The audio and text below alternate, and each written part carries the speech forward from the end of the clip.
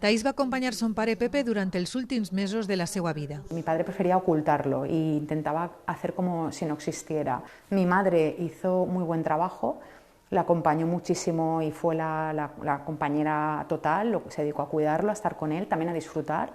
Entonces lo que hacíamos era ayudarle a aceptar la situación, a que tomara los mejores tratamientos, a cuidarse. El suport de la família és fonamental per al pacient. El acompañamiento es, estás aquí, estás conmigo, todo está bien, estate tranquilo, puedes irte tranquilo, todo está en paz, está todo bien, lo has hecho bien, gracias. Oncòlegs, neuròlegs, metges de medicina pal·liativa han abordat esta vesprada com fer front a estos últims moments. Comparen dues situacions, malalts d'esclerosi lateral amiotròfica, l'ELA, i oncològics.